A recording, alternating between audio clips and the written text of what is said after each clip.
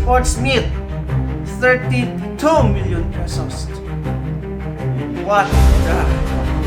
Napakarami pa rin pumipila sa mga politiko at kung saan saan Opo, dahil totoo. nga napakaliit ng sinasagot ang PhilHealth, which is not the UHC intended. Dapat nga maibaba natin ang out-of-pocket expense. Sa ilalim ng Universal Healthcare Law, lahat ng Pilipino ay covered dapat ng social health insurance. Tama! Papel ng PhilHealth na tiyaking may pantay-pantay na access sa serbisyong pangkalusugan. Yes. Ang lahat ng miyembro nito kabilang dyan ang gamot, laboratory tests at iba pa. Hello mga kadunatics! Sobra na talaga! Sobra na ang panggagamit ng pera ng taong bayan! Piruin mo, anniversary Christmas party pa lang, milyon-milyon na ang gastos habang papahirapan ang pagproseso ng 1,000 PhilHealth insurance. Grabe na talaga! Kahit saan mapunta yung pera natin, wala nang magandang patutunguhan. Recently, hindi inallowed na bigyan ng subsidy ang PhilHealth. Hindi nagsayin si Bongbong Marcos nang bigyan ng budget ang PhilHealth this coming 2025. Okay, shall we say, that's good kasi napakakurap ng PhilHealth. The question is, saan yung pera kung hindi bigay sa PhilHealth? There are about 74 billion ata ang hindi mabibigay sa PhilHealth. Ngayon, saan papunta? Diba? Pera ng taong bayan yan. Pera nyo yan. Siguro ang iba dyan papahirapan pa kung paano kinuha yung pera para ipangbayad lang sa PhilHealth. Kakarampot lang. Ngayon, ganun-ganunin lang nila. Kung ibigay naman ang budget sa PhilHealth, alam naman natin yung si Ledesma isa din corrupt. Nga, anong nangyari last time? Ang tingog party list ni Romualdez ay nakipag-alyansa sa PhilHealth. May agreement sila. Wala nang magandang patutunguhan yung pera natin mga kabayan. It's just sad to think na halos magbalat ng buto para makakuha lang at makabayad sa PhilHealth. Tapos ganun-ganunin lang nila. Isa sa mga kadonatics natin nag-comment sa isang video ko, alam nyo, 150k yung bill namin sa hospital. After a long process, alam nyo magkano binigay ng PhilHealth? 5,000 lang. Tapos sabi niya pa doon, matagal lang nagbabayad yung mama ko. Bakit ganun? Mahirapan pa ang pagproseso. Mapapamura ka na lang talaga. Ngayon, ipakita ko sa inyo yung listahan ng magagastusin nila this coming 2025 anniversary. Okay, ito yung, tingnan nyo, may logong PhilHealth. Totoo to, kasi nag-respond din yung PhilHealth dito. Project. Alright, project ha. Coffee table book. Coffee table book. Magkano? Tingnan nyo yan. 3.5 million pesos. Piruin mo. Ha? Special newspaper feature in national broadsheets and tabloids. Okay? Magkano? 6.8 million pesos. What the heck?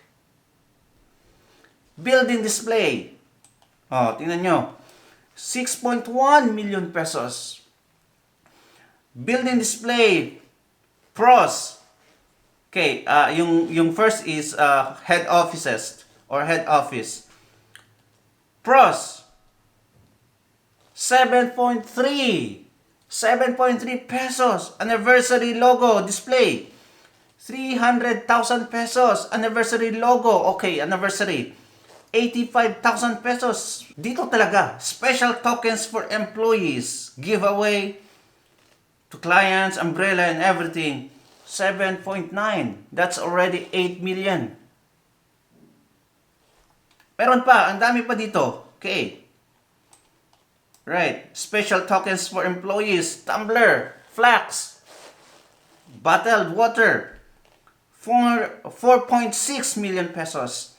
Special tokens for employees. Anniversary shirt. 3.6 million pesos. Special tokens for employees. Jacket. Wow! Ang laki. 13.6 million pesos. Special tokens for employees. Button pins. 545,000. Okay? Special tokens for employees. Tooth bag. Okay? 1.8 million pesos. That's rounded up to 2 million. 750 reimbursable meals for employees. 1 million pesos. 1 million pesos. Gala night. 4.4 million pesos. What the hook? Gala night province. 13.9 million pesos. Sports meet, 32 million pesos. What the? Dressing up, frontline offices, 10,000 pesos. Treats for LHI10 clients for 300 pesos. 1 million pesos. Giveaway to anniversary shirt, 2 million pesos. Giveaway magnet, refrigerator magnet, 1.1 million pesos. Giveaway Katsa bag, 750,000 pesos. Else, commemorative medal, 4 million pesos. Commemorative stamps, 576,000 pesos. PhilHealth Summit, Social Health Insurance Symposium, 375,000 pesos. Roadshow, National PhilHealth Simultaneous Registration Day in SM Malls, 8,500,000 pesos. Mural along EDSA, 112,000 pesos. Community outreach, 250,000 pesos. Community outreach, 4 million pesos. In total, 137.766 million pesos. What the heck? Tiba-tiba ang PhilHealth. Grabe! And to think this is your money. This is our money.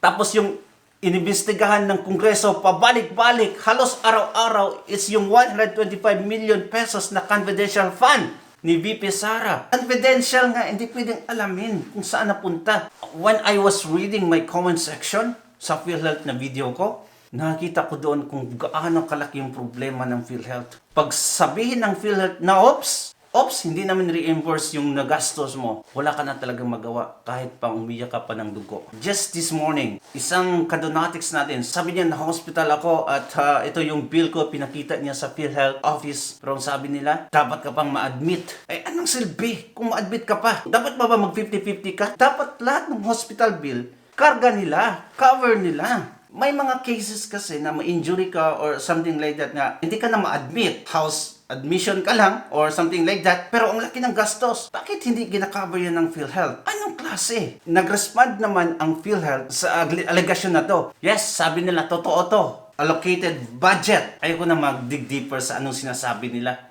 Kasi alam naman natin ano nangyayari sa PhilHealth ngayon. Walang transparency. Hindi nga natin makukuha yung insurance na pinapangako nila. Kaya ito na lang ipakita ko sa inyo yung last statement nila. PhilHealth assures the public that it is committed to transparency. Transparency?